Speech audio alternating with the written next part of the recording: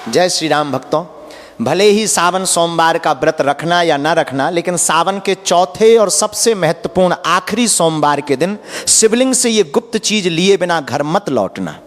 मान्यता है कि जो भक्त सावन के चौथे यानी अंतिम सोमवार के दिन श्रद्धा और नियम पूर्वक इस गुप्त चीज को अपने घर लेकर आता है, उसके घर में भगवान शिव और माता पार्वती की विशेष कृपा बनी रहती है। जीवन की अनेक परेशानियां धीरे धीरे समाप्त होने लगती हैं और सुख समृद्धि का आगमन होता है।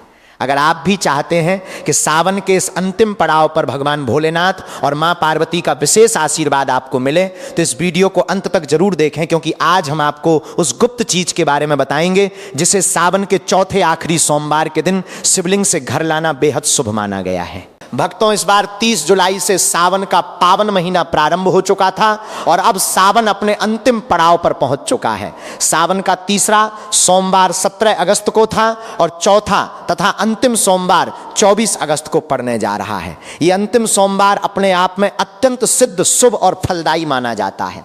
धार्मिक मान्यताओं के अनुसार इस दिन भगवान शिव और माता पार्वती की पूजा अर्चना करने से कई गुना अधिक पुण्य फल प्राप्त होता है। ऐसे में एक ऐसी गुप्त वस्तु है जिसे शिवलिंग के पास से विधि विधान के साथ घर लाना अत्यंत शुभ माना गया है। तो ऐसे में सावन के इस आखिरी सोमवार के विशेष अवसर पर इस बात को बिल्कुल भी नजरअंदाज मत करना, आगे आपकी मर्जी। दोस्तों देखिए, बात ऐसी है कि हमारी जिम्मेदारी सिर्फ आपको सही और धार्मिक जानकारी देने की है। अब ये आपके ऊपर है कि आप इस बात को मानते हैं या नहीं। लेकिन एक बात निश्चित है, अगर आपने इस उपाय को श्रद्धा और नियम के साथ किया तो भगवान शिव की विशेष कृपा आपके घर पर सदैव बनी रहेगी।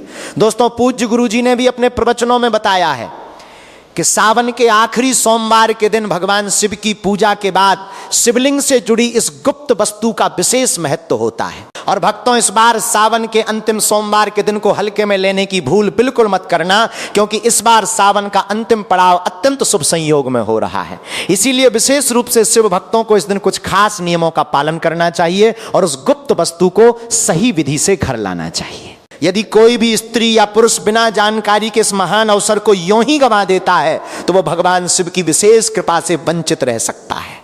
हमारे हिंदू धर्म में सावन के अंतिम सोमवार को भगवान शिव की पूर्ण अनुकंपा और मनोकामना पूर्ति के लिए अत्यंत महत्वपूर्ण माना गया है। यदि कोई भी भक्त इस दिन श्रद्धा और विश्वास के साथ भगवान शिव की पूजा करके शिवलिंग से इस गुप्त चीज को अपने घर लाता है तो उसके जीवन में सुख, शांति, धन, समृद्धि और सकारात्मक ऊर्जा का वास होने लगता है। खासकर शिव भक्त और सुहागिन महिलाएं इस बात का विशेष ध्यान रखें, क्योंकि ये उपाय अत्यंत शुभ और कल्याणकारी माना गया है। तो दोस्तों, आप लोग इस वीडियो को हल्के में बिल्कुल मत लेना। साथ ही जानेंगे कि शिवलिंग सेवक कौन सी गुप्त चीज घर लानी चाहिए, उसे किस विधि से लाना चाहिए और घर में कहां रखना चाहिए, जिससे भगवान शिव की कृपा सदैव आपके परिवार पर बनी रहे।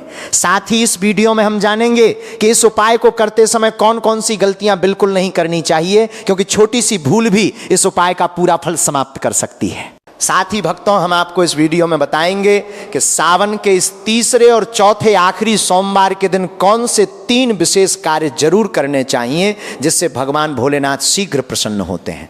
तो भक्तों, आज का ये वीडियो बहुत ही ज्ञानवर्धक और आपके जीवन के लिए लाभदायक साबित होने वाला है, इसलिए आप अपने फायदे के लिए इस वीडियो को अंत तक जरूर देख कर जाइएगा।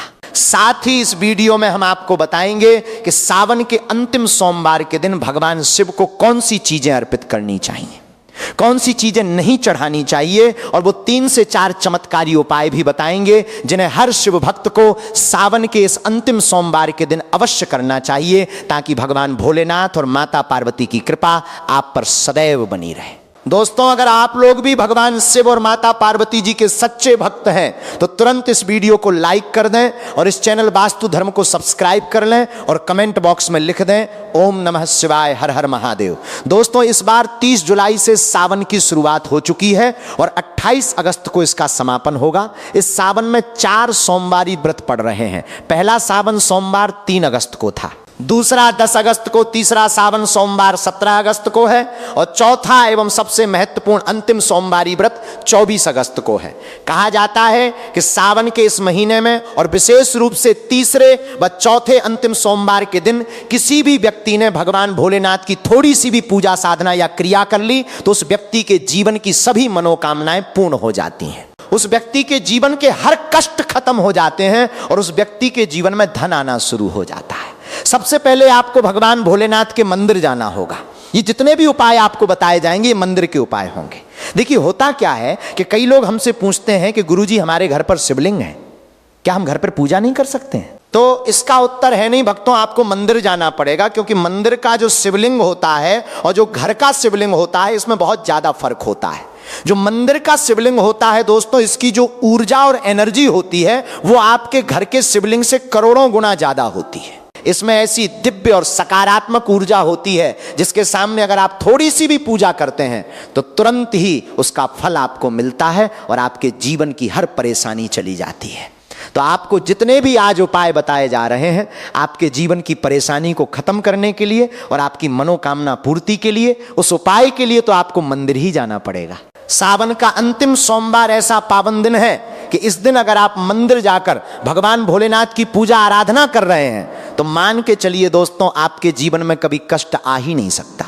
पूरे साल आपके घर पर अन्न धन का भंडार बना रहेगा। तो आपको क्या क्या ले जाना है वो कहीं पर लिख लीजिए, क्योंकि दोस्तों अगर आपने एक भी गलती कर दी तो आपकी पूजा संपन्न मानी नहीं जाएगी। दोस्तों सबसे पहली चीज जो भगवान भोलेनाथ के लिए आपको जल ले जाना है, सावन सोमवार के दिन कई लोग हमसे ये कहते हैं कि गुरुजी जल तो शिवालय में भी मिल जाता है, शिव मंदिर में मिल जाता है। तो नहीं दोस्तों, वहां का जल आप तभी चढ़ाइए जब कोई मजबूरी हो, वरना आपको अपने घर से ही जल ले जाना होता है। आखिर घर से जल क्यों ले जाया जाता है, इसकी भी बात सुन लीजिए। घर से इसीलिए आपको जल ले जाना है ताकि आपके घर का जो जल आप ले जा रहे हैं भगवान भोलेनाथ पर चढ़ाने के लिए, उसी जल के द्वारा आप भगवान से सीधे जुड़ जाते हैं। उस जल के द्वारा आप भगवान को अपनी सभी दिक्कतें बता देते हैं और उस जल को जैसे ही भगवान भोलेनाथ पर आप चढ़ाएंगे अपनी समस्याओं को बताते हुए वो समस्या आपकी खत्म हो जाएगी। इसीलिए घर से जल लेके जाएं। अब सबसे जरूरी चीज जो जल ले जा रहे हैं उसमें 2-4 बूंद गंगा जल जरूर डाल दीजिएगा, क्योंकि गंगा जल डाले बिना आपकी पूजा पूर्ण और संपन्न नहीं मानी जाएगी। सावन के इस अंतिम सोमवार के दिन आपको जल ले जाना है, उसमें गंगा जल डालकर दूसरा आपको 3 पत्ते वाला बिना कटा फटा बेलपत्र ले जाना है। दोस्तों बेलपत्र बहुत ही शुभ होता है। मान लीजिए अगर आपने एक तरफ 1000 कन्याओं को भोजन कराया है और दूसरी तरफ भगवान भोलेनाथ को प्रेम से एक बेलपत्र चढ़ाया है तो ये दोनों बराबर पुण्य फल देने वाले माने जाते हैं, इसलिए बेलपत्र जरूर ले जाएं। तीसरा आपको सफेद पुष्प ले जाना है। सफेद पुष्प भगवान भोलेनाथ को अत्यंत प्रिय है। सावन महीने के इस तीसरे और आखिरी सोमवार को सफेद फूल चढ़ाएं ताकि भगवान भोलेनाथ का पूर्ण आशीर्वाद आपको मिल जाए, जिसके बाद आपके जीवन की हर परेशानी खत्म हो जाए। दोस्तों सफेद चंदन ले जाना अनिवार्य होता है सावन सोमवार के दिन। और ध्यान रखिएगा दोस्तों कि भगवान भोलेनाथ को अगर आप दूध अर्पित करने जा रहे हैं तो वो एकदम कच्चा दूध होना चाहिए, उबला या पका हुआ दूध बिल्कुल नहीं होना चाहिए।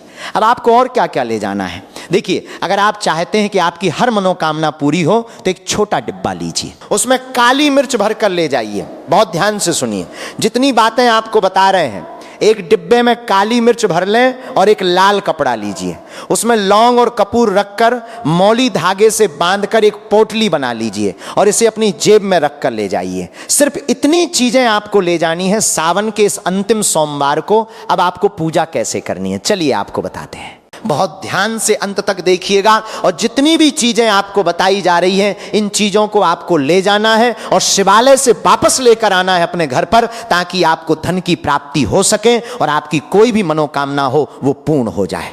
भक्तों आप पहले जाएंगे मंदिर, सबसे पहले आपको इस बात का ध्यान रखना है कि मंदिर जाने से पहले काले या गहरे नीले रंग के कपड़े पहनकर मंदिर ना जाएं, वरना पूजा का फल प्राप्त नहीं होगा। सबसे पहले आपको यह करना है कि पतली धार बनाते हुए जल भगवान भोलेनाथ को अर्पित कर देना है। बहुत ध्यान से सुनिएगा भक्तों, पतली धार बनाते हुए भगवान भोलेनाथ को जल अर्पित करना है। अब आपको यह करना है दोस्तों कि भगवान भोलेनाथ को चंदन लगाना है। चंदन लगाने के बाद भगवान भोलेनाथ पर 3 पत्ते वाला बेलपत्र अर्पित करना है। 3 पत्ते वाला बेलपत्र रखने के बाद आपको भगवान भोलेनाथ पर सफेद पुष्प अर्पित कर देने हैं। सिर्फ इतना आपको करना है। कच्चा कच्चा दूध अगर आप चढ़ाना चाहते हैं तो दूध भी आप अर्पित कर सकते हैं। इतना करने के बाद आपको वहां पर खड़े होकर या बैठकर 108 बार, बहुत ध्यान से सुनिएगा, 108 बार आपको ओम नमः शिवाय मंत्र का जाप करना है, क्योंकि 108 की संख्या भगवान भोलेनाथ को बहुत प्रिय है। ये 3 मुख्य कार्य हैं जो आपको करने हैं। अब आपको क्या करना है, जो काली मिर्च का डिब्बा आप घर से ले गए हैं, उस काली मिर्च के डिब्बे को शिवालय की जो जलधारी से गिरता हुआ शिव जल है, जो शिवलिंग से बहकर नीचे आ रहा है, उसी शिवहरि के जल से उस डिब्बे को स्पर्श छुआना कराना है और अपनी जेब या थैले में वापस रख लेना है। ये जो लाल पोटली आप बनाकर ले गए हैं लौंग और कपूर की, इसको भी शिवलिंग के नीचे बहते जल से स्पर्श कराना है और वापस रख लेना है। अब आपको क्या करना है, जिस लोटे में आप जल या दूध लेके गए थे, उसमें आपको भगवान भोलेनाथ के शिवलिंग से जो जल नीचे गिर रहा है, भक्तों ध्यान रखिएगा, शिवलिंग से बहकर नीचे गिरते हुए उसी पावन जल की थोड़ी सी बूंदें या थोड़ा सा जल अपने लोटे में वापस ले लेना है। यही वो सबसे गुप्त और पवित्र चीज है जिसे आपको शिवलिंग से वापस घर लाना है। भक्तों मान लीजिए आप ये सोच रहे होंगे कि कई लोग वहां पर जल चढ़ा रहे हैं, तो इस बात की आप चिंता ना करें, क्योंकि भगवान भोलेनाथ के शिवलिंग का स्पर्श करके जो जल नीचे गिरता है वो साधारण जल नहीं रहता, वो साक्षात अमृत बन जाता है। कहा जाता है कि अनेक देवी देवता शिवालय में अदृश्य रूप में उपस्थित रहते हैं ताकि शिवलिंग से गिरता हुआ जल धारण कर सके। इतना पवित्र होता है शिवलिंग से गिरता हुआ जल। तो शिवलिंग से गिरते हुए इस पावन जल को आपको अपने लोटे में ले लेना है, भले ही थोड़ी सी बूंदें मिल जाएं। अब आपको घर वापस आना है, जो जल आप लोटे में लेकर आए हैं। भक्तों घर आते ही अपने घर के सभी सदस्यों के ऊपर उस जल की थोड़ी थोड़ी बूंदें प्रोक्षण कर दें, छिड़क दें। घर के हर कोने में उस जल को छिड़क दें और घर के मुख्य द्वार पर उस जल की बूंदें छिड़क दें। इतना आपने कर दिया तो मान के चलिए पूरे साल आपके घर पर कोई नकारात्मक शक्ति प्रवेश नहीं कर पाएगी। आपके घर पर कोई काला जादू या तंत्र विद्या करवाने की कोशिश भी करेगा तो वो निष्फल हो जाएगी। आपके घर से दरिद्रता और नकारात्मकता दूर चली जाएगी और साक्षात सकारात्मक ऊर्जा का वास हो जाएगा। अब ये जो काली मिर्च आप भगवान भोलेनाथ जी के शिवलिंग के जल से स्पर्श करा कर लाए हैं, इसको अपने घर के पूजा घर में सुरक्षित रख दें। इस काली मिर्च के डिब्बे में से 2 दाने निकालकर जब भी आप किसी बड़े शुभ कार्य के लिए निकलें, जैसे बिजनेस मीटिंग के लिए जा रहे हो, नौकरी के इंटरव्यू के लिए जा रहे हो, या किसी कोर्ट कचहरी व बड़े काम के लिए जा रहे हो, तो उन काली मिर्च के दानों को घर के मुख्य द्वार से बाहर फेंककर पैर से दबाकर निकल जाइए। मान के चलिए आपके काम में जो भी बाधाएं आने वाली होंगी, वे बाधाएं भगवान भोलेनाथ के आशीर्वाद से अपने आप हट जाएंगी और आप जिस कार्य के लिए भी जाएंगे उसमें आपको 100% सफलता मिलेगी। दोस्तों भगवान भोलेनाथ का यहां पर आपको साक्षात आशीर्वाद मिलेगा।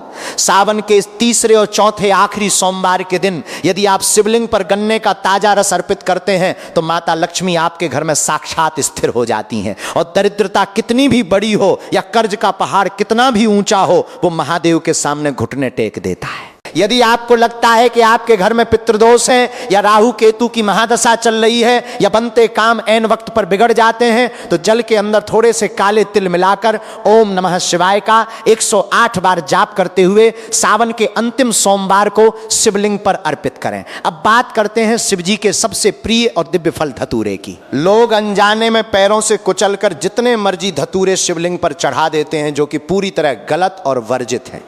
शास्त्रों के अनुसार शिवलिंग पर धतूरा हमेशा विषम संख्या में ही चढ़ाना चाहिए, जैसे कि केवल 1, 3 या 5 धतूरा असल में इंसान के भीतर छिपे काम, क्रोध, लोभ, मोह और अहंकार रूपी जहर का प्रतीक है। जब आप विषम संख्या में धतूरा चढ़ाते हैं तो आप अपनी इन मानसिक बुराइयों को महादेव के चरणों में सौंप रहे होते हैं।